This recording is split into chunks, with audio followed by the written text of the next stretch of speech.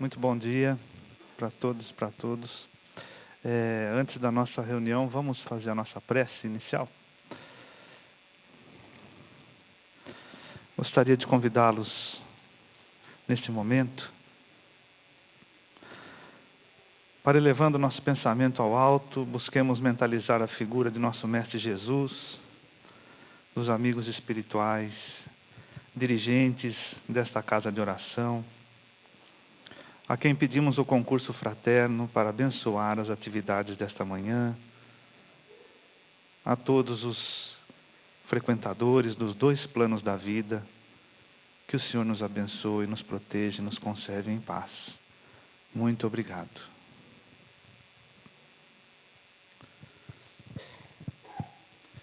Irmãs queridas, irmãos queridos, a nossa proposta nessa manhã é conversarmos um pouco sobre uma das passagens que está no registro do evangelista Mateus, capítulo 12, aquela famosa pergunta que Jesus faz: quem é minha mãe, quem são meus irmãos?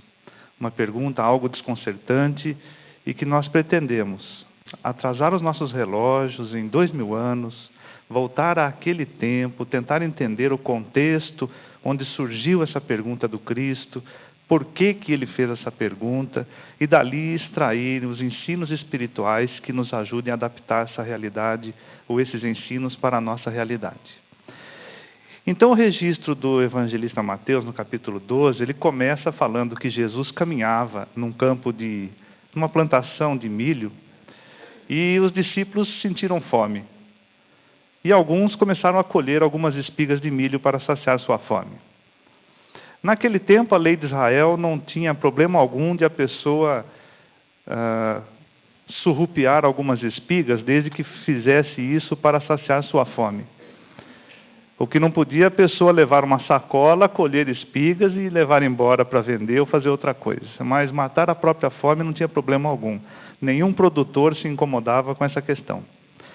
Mas uma classe de indivíduos religiosos fanáticos daquele tempo, chamados fariseus, que de tempos em tempos esquadrinhavam a vida de Jesus e de seus discípulos para tentar encontrar algo com que os acusassem, viram naquela atitude uma oportunidade para complicar a situação de Jesus, porque aquele momento de tirar espigas que o evangelista registra foi num dia de sábado.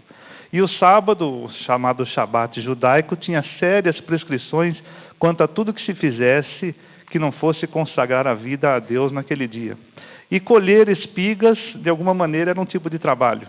E não se podia trabalhar no sábado. Então, esses homens que a todo momento procuravam essas questiúnculas da lei, começaram a perturbar Jesus, dizendo que aquela atitude dos apóstolos, dos seus seguidores, estava corrompendo a lei de Israel. Então o Cristo, sem se abalar, sempre muito calmo, sempre muito sereno em sua postura, relembrou aqueles indivíduos de quando Davi, o grande rei de Israel, também ele, por sua vez, quebrou a lei do sábado quando, sentindo fome, entrou no templo e sacou os pães que eram reservados à cerimônia dos sacerdotes, para saciar sua fome. Ato contínuo, Jesus sai daquele local e cura um homem que tinha uma das mãos ressecada, talvez um problema vascular. E também era dia de sábado. E novamente os fariseus questionam: mas é lícito curar em dias de sábado? Vê que eles estão o tempo todo perseguindo Jesus. E o mestre, novamente sereno e tranquilo, responde: meus amigos, se uma ovelha sua cai num dia de sábado numa vala, você a deixa caída na vala para salvá-la só no domingo ou retira ela do lugar? Será que o homem foi feito para o sábado ou o sábado foi feito para o homem? Diante de argumentos tão sólidos e consistentes, aqueles fariseus dão um pouquinho de sossego para Jesus, mas continuam seguindo. E o mestre, na sequência, cura um indivíduo possuído de um espírito perseguidor que o atormentava e afetava a sua visão e sua fala. Imediatamente, depois da assistência de Jesus, o indivíduo passa a ver e passa a falar. Aquilo nunca havia acontecido em Israel. Ninguém jamais conseguira um feito daquela natureza. E as pessoas espantadas começam a aclamar Jesus como filho de Davi. Talvez o título mais honroso que um israelita pudesse aspirar naquele tempo. É lógico que os fariseus que acompanhavam toda a cena começaram a sentir uma forte dor na região entre o pulso e os ombros, que a gente chama dor de cotovelo, não é? Afinal de contas, aquele galileu, aquele homem que vinha de uma vila apagada, de Nazaré, sem nenhuma expressão religiosa, queria um título ou conquistava um título junto à multidão que eles mesmos não conseguiam. E tentam mais uma abordagem. Chegam para Jesus e falam assim: Senhor, gostaríamos de ver da tua parte um sinal, algum milagre do céu. Será que poderia fazer para a gente poder crer que o Senhor realmente é filho de Davi? E o Cristo, sereno novamente, responde: o único sinal que vos será dado é o sinal do profeta Jonas. Uma alusão àquele famoso profeta do passado, que simbolicamente na novela do Antigo Testamento foi engolido por um peixe e depois de 3 dias ressurge na praia. Uma alusão ao que ia ocorrer com Jesus de uma forma profética, quando depois de morto por aqueles indivíduos, após 3 dias ressurgiria. Mas não é só isso. Jonas é o símbolo do profeta mimado em Israel. Aquele que acha que pode escolher quem é de Deus e quem não é. Aquele que imagina que pode selecionar: você não é, você é, você não é, você é. A religião dogmática, sectária, exclusivista, elitista. E este símbolo estava gravado forte na mente dos hebreus. Toda vez que citava Jonas, esses indivíduos pensavam: tocou naquele assunto. Jonas, o símbolo do profeta mimado. E aqueles homens estavam sendo Jonas modernos, porque não estavam querendo incluir a boa nova de Jesus e aceitar os indivíduos que queriam aderir à religião. Não tendo mais o que fazer, afastam-se. Mas era necessário uma última estratégia para silenciar Jesus. Então aproximam-se dos irmãos do Mestre, seus parentes. Jesus tinha irmãos, embora a gente ache que não, não é? Mateus, no capítulo 13, chega relacionado até o nome de cada um deles. Aproximam-se dos irmãos de Jesus, que alguns não faziam muito bem ideia da missão do Mestre, e segundo Kardec, até mesmo partilhavam das ideias dos adversários de Jesus. Chegam para eles e falam assim: olha, esse seu irmão tem alguma coisa de estranho. É necessário que vocês interditem ele, viu? Façam alguma coisa para que Jesus pare a sua peregrinação. Nós precisamos que vocês nos ajudem. E os irmãos de Jesus resolvem ir buscá-lo, para tentar uma atitude, alguma coisa que demovesse Jesus da sua peregrinação. E Maria, coitada, vai junto, né? Porque mãe, preocupada, acompanha os irmãos e vão tentar encontrar Jesus para interromper a sua tarefa missionária. Jesus está dentro de uma casa muito cheia. Tão cheia que ninguém entra, ninguém sai. Para alguém entrar, alguém tem que sair. Então uma pessoa grita lá de fora: Mestre, tua mãe e teus irmãos estão aí fora e querem falar contigo. Jesus relanceia olhar na multidão e faz uma pergunta desconcertante: quem é minha mãe? Quem é que são meus irmãos? Ninguém ousa dar resposta. Então ele mesmo quebra o silêncio e diz: todo aquele que faz a vontade de meu Pai é meu irmão, minha irmã e minha mãe. Mas que resposta estranha é essa? Aparentemente um ato de desrespeito de Jesus com os seus parentes? Bom, se nós pensarmos assim, nós estamos agindo, como diz no meio espírita, a pessoa que vai buscar uma banana para comer, descasca a banana, joga a fruta fora e come a casca. Se nós ficarmos pensando que Jesus agiu com desrespeito com seus familiares, estamos olhando só a casca, não estamos olhando o fruto. É preciso buscar o sentido espiritual. Muito bem. Kardec vai nos explicar, lá no Evangelho segundo o Espiritismo, que os irmãos de Jesus não faziam, como já dissemos, ideia muito perfeita da missão do Mestre. E até partilhavam das ideias dos adversários de Jesus. Mas Maria, como entender essa reação de Jesus, esse aparente desprezo com sua mãe? nós precisamos entender e buscar as fontes de consulta que temos, sobretudo na literatura de Chico Xavier. E lá no livro Boa Nova nós vamos encontrar um capítulo interessante, em que esse evangelista do mundo espiritual nos explica que Maria, desde que Jesus era catatauzinho, preocupava-se muito com a segurança e o futuro espiritual do Mestre, porque ele era muito ingênuo. Certa vez, Jesus entrou em sua casa, entrou pela porta da frente, de mãos dadas com 2 indivíduos que eram criminosos conhecidos na região. Indivíduos de conceituação perigosa na sociedade. Jesus entrou de mão dada com os 2, catatauzinho, falou: mãe, trouxe 2 amigos aqui para tomar café. A senhora serve alguma coisa para eles, por favor? E Maria ficou com aquela preocupação: meu Deus, o que será do meu filho nesse mundo de perigos, nesse mundo de maldades? Disse que Maria foi compreender somente a missão espiritual de Jesus muito mais tarde, quando o Mestre estava na Via Crucis, subindo o Gólgota com a cruz às costas, ou pelo menos uma parte dela. Quando Jesus estava fazendo essa caminhada para ser crucificado, olhou para Maria, Maria olhou para ele de volta, e naquele olhar entre mãe e filho que dispensa palavras, que há momentos em que são momentos, entre pai, filho, mãe ou filha, em que palavras são desnecessárias. Naquele momento, Jesus olha para Maria e, segundo Humberto de Campos, ela tem perfeita noção de que, sem palavras, ele estava dizendo assim: mãe, deu tudo certo. Não deu nada errado. Nós conseguimos cumprir a missão que o Pai nos deu. A missão está sendo cumprida com sucesso. Fique tranquila, mãe, está tudo certo. E naquele momento, Maria sentiu que a missão de Jesus chegava ao fim da forma como o Pai o desejara.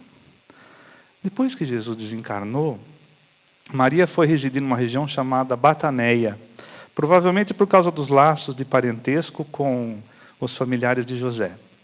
Ali ela passou um tempo, até que João, o chamado discípulo amado, aquele que ficou na cruz junto com Maria e outras mulheres, veio buscá-la porque João havia adquirido uma pequena propriedade em Éfeso.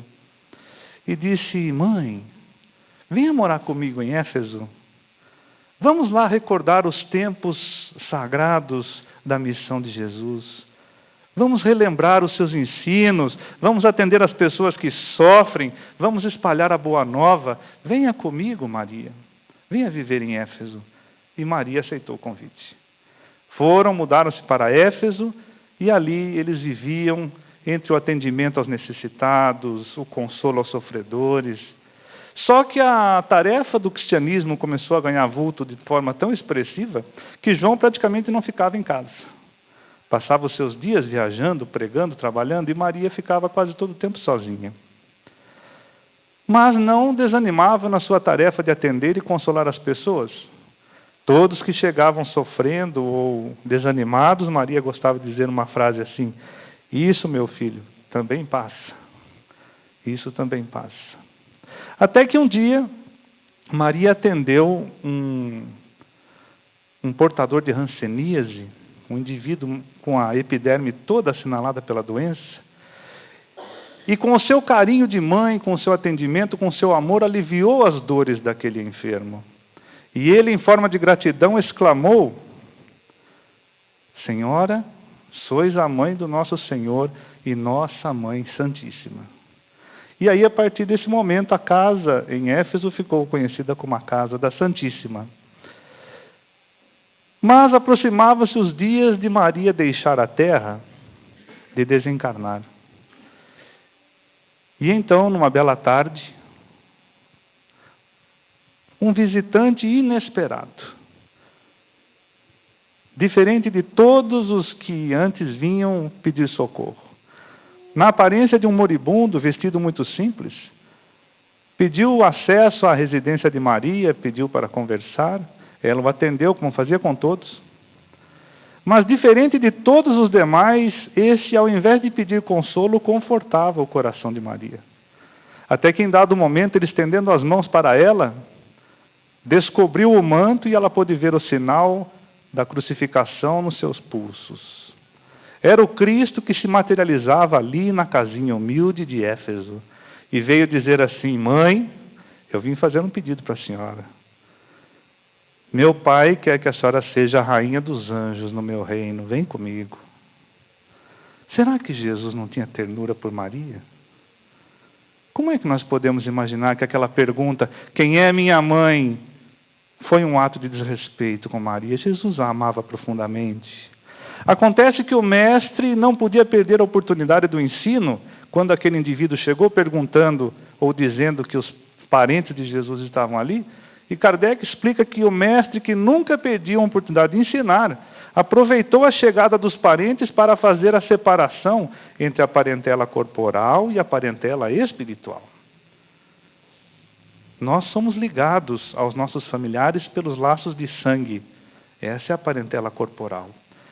Muitas vezes temos afinidades com esses indivíduos, outras vezes nem tanto. Às vezes olhamos para rumos diferentes, olhamos para pontos diferentes, temos opiniões divergentes, mas é a nossa parentela corporal. Já a parentela espiritual diz respeito aos espíritos ligados por afinidades espirituais, afinidades da alma. Muitas vezes podem reencarnar juntos, mas nem sempre. Às vezes reencarnam em cidades diferentes, em países diferentes. Às vezes um está na carne, outro está fora da carne e vice-versa, mas permanecem ligados pelo coração. Esse é o parentesco espiritual. E Jesus estava falando sobre isso naquela reunião. Quando chegaram seus parentes, aproveitou para fixar a lição. Mas Emmanuel, no livro Consolador, vai trabalhar essa questão nos dizendo que os laços de amor que nós devemos uns aos outros, a qualquer pessoa que passa na nossa frente, seja no trabalho, na vida em sociedade, é alguém que é credor do nosso respeito, do nosso carinho e do nosso amor cristão. E que os laços de amor carnal, do parentesco carnal, são muito frágeis para explicar essa via sagrada da evolução do espírito, que é através do amor. E em outra obra de sua autoria, Emmanuel vai tratar o assunto no livro 50 anos depois, ao dizer que Jesus nunca foi contra os laços de família. Pelo contrário, acontece que todo o ensino do Evangelho ele é projetado para o futuro. Todo o ensino. Tudo que Jesus ensinou serve para qualquer categoria de mundo onde o Espírito habite. Desde os mundos primitivos até os celestes ou divinos. Ou será que o ensino de Jesus tem prazo de validade? Não é possível, né? Todo o ensino de Jesus se aplica a qualquer estágio do espírito imortal, onde quer que ele esteja. E Jesus está falando desse amor espiritual, desse laço de amor que deve um dia unir toda a humanidade. Porque nos mundos superiores isso é uma realidade. Nos mundos superiores há um laço de amor que une todas as criaturas. É o que nós vamos ler no Evangelho, por exemplo, numa passagem que peço licença para ler, um parágrafo apenas. Opa, perdão. No capítulo 3 do Evangelho segundo o Espiritismo, lemos no item 10 uma colocação interessantíssima. Diz o nosso codificador: nesses mundos felizes, as relações entre povos, entre todos os povos, sempre amigáveis, nunca são perturbadas pela ambição de escravizar o vizinho, nem pela guerra que é sua consequência. Não há senhores, não há escravos, nem privilegiados pelo nascimento. Só a superioridade moral e intelectual estabelece a diferença das condições e dá a supremacia. A autoridade é sempre respeitada, porque só é conseguida pelo mérito e se exerce sempre com justiça. O ser humano não procura elevar-se acima do outro, mas acima de si mesmo somente, aperfeiçoando-se sempre. Seu objetivo é chegar entre os espíritos puros, e esse desejo incessante não é um tormento, mas uma nobre ambição que o faz estudar com ardor para conseguir igualá-los. Todos os sentimentos elevados da natureza humana Lá se encontram engrandecidos e purificados. Os ódios, os ciúmes, as cobiças vis da inveja, lá são desconhecidos. Os mais fortes ajudam os mais fracos. E agora vem, para fechar. Um laço de amor e de fraternidade une todas as criaturas. Um laço de amor e de fraternidade une todas as criaturas. Possuem mais ou menos, conforme mais ou menos tenham adquirido, graças à sua inteligência. Mas ninguém lá sofre a falta do necessário, porque ninguém está em expiação. Em uma palavra, o mal não existe nesses mundos. Deu uma pitadinha de vontade, né? De chegarmos lá. Mas você vai dizer, Joaquim, isso para nós ainda está bem distante, não está? Está. Pelo menos para esse que vos fala, está muito distante. Mas Deus, que é a sabedoria suprema, a inteligência e a bondade, criou um mecanismo para que nós, espíritos em evolução permanente, consigamos desenvolver as virtudes que um dia vão nos permitir estar nesses mundos que hoje nós invejamos, onde um laço de amor une a todos os espíritos. E que mecanismo é esse? Uma célula chamada família. Porque é ali que nós temos a oportunidade de vivenciar os valores que um dia vão nos permitir estar nesses mundos superiores. Entre eles a harmonia, a verdade, a justiça e o amor. 4 virtudes que nós precisamos cultivar dentro da convivência no lar. Essa última, sobretudo, primordial. A vivência de um amor, mas não esse amor imaturo, em que eu amo só se eu for amado.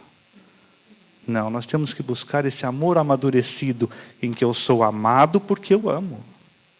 Esse é o conceito de um psicanalista alemão, já desencarnado, autor de um livro muito bonito chamado A Arte de Amar, Dr. Erich Fromm.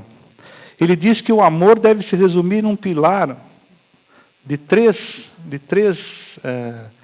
eixos, em que ele fala assim: amar é preocupar-se com o outro, nunca tratar o outro como objeto e respeitar a liberdade do outro.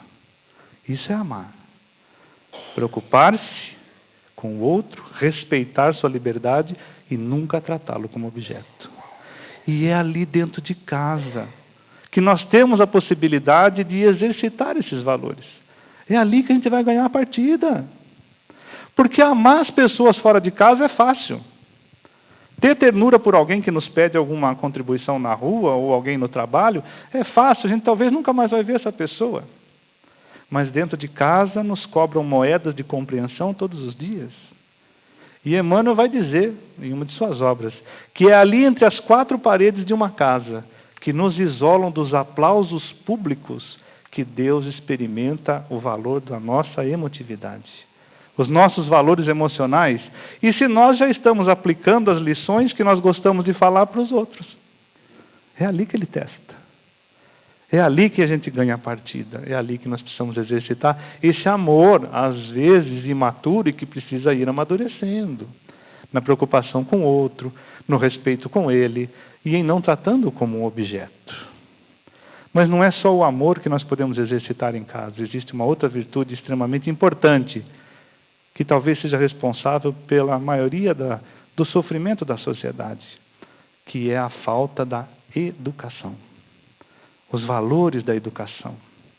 Kardec vai trabalhar isso em O Livro dos Espíritos, na questão 685, quando ele pergunta às entidades venerandas: e a pessoa idosa que precisa trabalhar e não pode? Como é que ela faz? E a pessoa que precisa do sustento e sua aposentadoria não lhe serve? Como é que ela faz? Se ela precisa trabalhar e não pode? E os Espíritos vão responder: na falta da família, a sociedade tem que prover isso, porque isso é a lei da caridade. O forte tem que sustentar o mais fraco, mas nem sempre é assim. Então Kardec vai fazer todo um trabalho de explicação, desdobrando essa questão, dizendo que há um elemento que falta pesar nesse processo. E sem esse elemento, a ciência econômica não passa de teoria. Esse elemento chama educação. Mas não a instrução dos livros, a educação. Aquela que se forma dentro do lar. A arte de incutir bons hábitos. Porque a educação nada mais é do que os hábitos adquiridos, os bons hábitos. E como nós despreocupamos-nos com isso, meus amigos? Porque a educação no passado, pelo menos a maioria de nós, fomos educados pelos nossos pais num regime praticamente autoritário. Não é? Era até difícil nós chegarmos para o nosso pai, dar aquele abraço, parece que existia uma reserva. Né? Era um autoritarismo. A educação era quase uma domesticação. Com o passar do tempo, a psicologia começou a dizer que esse tipo de educação era falho, embora tenha funcionado, pelo menos comigo. Mas os pais começaram a sentir que não podia falar não para os filhos, que era necessário tratar com uma abertura maior. E então, da educação daqueles padrões antigos, nós passamos por um processo totalmente diferente, que é de liberdade total. A criança pode fazer o que quiser. E aí os pais começaram a ficar perdidos, porque as crianças tomaram o controle da situação. Então tentaram um meio termo entre as duas abordagens e começaram a usar uma tática chamada negociação. Então, se o anjinho não quer tomar banho, a gente fala assim para ele: olha, é hora de tomar banho. Vamos fazer assim, ó. Se você for tomar banho agora, eu deixo você jogar aquele game violento que eu não estava deixando. E chega a hora de ir para fazer a lição de casa e o reizinho não quer fazer, e a gente negocia de novo. E a criança, que é muito astuta, ela percebe que pela negociação ela conquista tudo. Então nós estamos deformando o caráter, quando a educação é formar caracteres, segundo está lá no Livro dos Espíritos. E como são extraordinários os pais que conhecem o seu papel de educadores. Como são extraordinários. Há tempos, uma mãe num supermercado, de 27 anos de idade, o garotinho de 3, 4 anos, entrando no supermercado, passaram por aquela prateleira de chocolates, né? E o supermercado tem uma estratégia de marketing perfeita, né? Ele coloca o chocolate no ângulo de visão da criança. E o menino passou e começou a dizer para a mãe que queria levar 3 barras de chocolate. E a mãe falou assim: olha, o orçamento da mamãe não permite, vamos fazer assim, leva 1 barra hoje. E aí começou o festival da birra. Começou a bater o pé, rolar no chão, gritar, chorar, espernear. Em 5 minutos, toda a freguesia do mercado estava no corredor assistindo o espetáculo, os funcionários também. A mãe permaneceu absolutamente serena na sua posição de educadora. Não se abalou, não gritou, não esperneou, não fez nada. Você vai levar 1 barra. Você decide quando acaba o show. E o moleque continuou esperneando mais um pouco, até que cansou, enxugou as lágrimas, ajeitou a camisa na calça, levantou, pegou 1 barra e saíram. Venceu a mãe e perdeu o supermercado. Venceu a educação e perdeu a birra. Como são extraordinários os pais que conhecem o seu papel de educadores. Essa é a nossa função. E não adianta nós terceirizarmos esse serviço. O papel é nosso. A missão é nossa, de pais e de mães. Falamos de terceirizar porque lembramos agora de um caso que ocorreu numa cidade interiorana, em que uma mãe tinha 2 filhos que eram, como se diz no interior, da pá virada, né? E não conseguia mais saber o que fazer para educar esses rebentos, até que conheceu ou ficou sabendo que havia um padre famoso na cidade, um homenzarrão de quase 2 metros de altura, que estava disciplinando os moleques teimosos. Pensou, deve ser a solução. Levou os 2 garotos para conversar com o padre. E o padre falou: pode deixar, eu vou levar eles até a minha sala. Só que traga primeiro o mais jovem. E levou o garotinho sentou numa mesa, só ele e o sacerdote. Aquele homem enorme, 2 metros de altura, com uma barba espessa e intimidadora, olhou para o garoto e falou assim: meu filho, eu quero que você me responda uma pergunta. Onde é que está Deus? E o garoto começou a tremer, começou a afundar na cadeira, né? Eu vou perguntar só mais uma vez, meu filho, onde é que está Deus? E o garoto encolheu mais uma vez. Você quer que eu pergunte mais uma vez? Foi o suficiente para o garoto virar nos pés e cair no mundo e foi embora para casa correndo. O irmão foi atrás dele, chegou em casa, ele tremia dentro do armário. Abriu o armário e falou: mano, o que aconteceu, meu filho? Irmão, você não sabe. Deus sumiu e o padre acha que foi a gente. Agora a coisa complicou de vez. Então não adianta nós terceirizarmos a educação. Não é o padre, não é a escola de evangelização infantil que vai fazer esse trabalho, embora seja muito importante o trabalho da evangelização infantil. Reconhecemos o seu valor extremo dentro de uma associação de trabalho espírita, né? Mas esse trabalho é nosso, ele nos pertence e nós que precisamos fazer. E, inclusive, até interessante quando nós tentamos essa abordagem em casa, né? Falando, olha, Deus não gosta de criança desobediente, Jesus castiga. E aí a criança chega no domingo na evangelização infantil e o monitor fala que Deus ama os pecadores, ama aqueles que erram, tem paciência com os que estão cometendo deslizes. Então, esse é um trabalho conjunto, família e evangelização, né? Essa é a proposta, meus amigos, vivermos esse amor que educa, como dizia o saudoso Isamitiba, num livro extraordinário, Quem Ama, Educa. Nós precisamos viver esses valores da educação. Porque nós ainda temos, como dizia o Dr. Isamitiba, um comportamento parecido com vegetais. É a educação baseada no comportamento vegetal. O que é o vegetal? O vegetal é um ser vivo da natureza que quase sempre depende do que a natureza lhe traz. Ele depende da luz solar, ele depende da chuva, ele depende dos nutrientes do solo, ele não se movimenta. O tempo todo ele depende dos recursos que lhe chegam. E assim, muitas vezes, é a maneira como nós educamos nossos filhos. Nós nos consideramos pessoas íntegras, boas, honestas, trabalhadoras, e achamos que por isso nossos filhos também vão ser assim, não precisa fazer mais nada. Ah, mas eu sou uma pessoa honesta, sou trabalhador, meu filho vai me copiar. E a gente acha que com esse comportamento vegetal nós vamos resolver o problema e não vamos.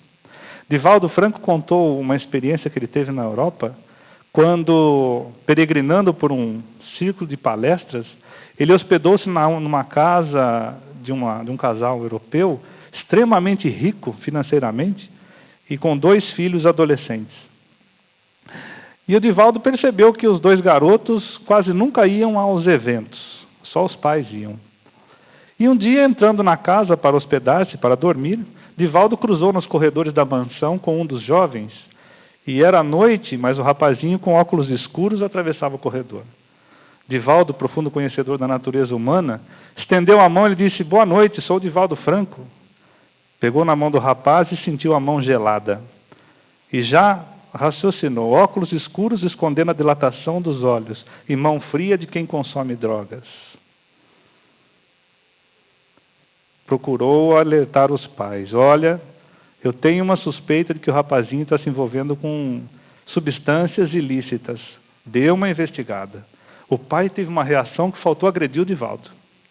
Que é isso, Divaldo? Eu sou um empresário de sucesso, sou um homem honesto, pago meus impostos. Meus filhos vão seguir a minha trajetória, não vão mexer com essas coisas? E Divaldo, tudo bem. Foi só um alerta. Veio embora para o Brasil. Passaram-se alguns meses e Divaldo recebeu uma carta daquele pai. Divaldo, meu irmão, venho te agradecer a sua orientação, porque não somente o filho mais velho estava consumindo drogas, o mais jovem também estava no mesmo caminho. É o comportamento vegetal perigoso de achar que nós não precisamos fazer nada pelos nossos filhos. Precisamos, sim, investir muito na formação desses jovens. A Federação Espírita Brasileira, só para encerrar, há alguns anos realizou uma pesquisa muito interessante, reunindo várias mocidades espíritas no país. E perguntou para os jovens dizerem o que eles achavam da doutrina que eles estavam conhecendo, que os seus pais os estavam levando. E foi feita essa pesquisa e selecionadas várias respostas, e uma que ganhou foi de uma menina chamada Fernanda, com 18 aninhos de idade. Ela disse assim, olha, a minha forma de resumir isso é assim, eu entro no meu quarto e vejo que ele está tudo escuro, todo bagunçado. De repente acende uma lâmpada. A lâmpada mostra toda a bagunça do meu quarto, tudo revirado de pernas para o ar. A lâmpada não vai corrigir a bagunça, eu que vou ter que corrigir. Mas ela já está me mostrando onde eu tenho que começar a tarefa. O Espiritismo é a minha lâmpada. Ele está me mostrando onde eu tenho que começar. Nós somos acendedores de lâmpadas, meus irmãos. Nós temos o potencial de acender lâmpadas nos corações dos nossos filhos, dos nossos netos e daqueles que estão à nossa volta. Mas é necessário investirmos nesse trabalho de educação, e a família é o caminho, é a via preciosa nesse processo. É aqui que nós temos a oportunidade de exercer esse amor amadurecido. Que nós temos que valorizar esse processo enquanto estamos caminhando com eles. Como dizia o filósofo Pierre Teilhard de Chardin, uma vez ele afirmou assim: vai chegar um dia em que o ser humano vai descobrir como controlar todas as forças da natureza. Vai controlar terremotos, maremotos, tsunamis, etc. Quem sabe se nesse dia nós também não conseguiremos dominar a força do amor. Quando esse dia chegar, pela segunda vez na história da humanidade, o ser humano terá inventado o fogo. Que o Senhor nos abençoe e nos conserve em paz. Muito obrigado. Vamos fazer a nossa prece final? Gostaria de convidar a todos os presentes para de pensamento elevado a Jesus. Novamente agradecemos a bênção de estarmos reunidos sob a proteção de uma casa de oração, tentando fazer o nosso trabalho de renovação íntima à luz dos ensinos abençoados dos Espíritos superiores. A Ti, Jesus, nossa gratidão por termos tanto a Te agradecer, Senhor, e tão pouco a Te pedir. Nesse instante em que somos forçosamente convidados a pensar naqueles que conosco convivem em nossos lares, Te rogamos levar a Tua luz e a Tua bênção, abençoando cada um daqueles seres queridos que tanto amamos. Mas que a Tua luz, Senhor, não fique restrita às barreiras da matéria. Ilumine também os lares dos nossos vizinhos, do nosso quarteirão, do nosso bairro e assim por diante. Muito obrigado, Mestre amado. Despede-nos em paz, com a certeza da Tua proteção e do Teu carinho. Muito, muito obrigado, Senhor. Uma ótima semana a todos. Muito obrigado.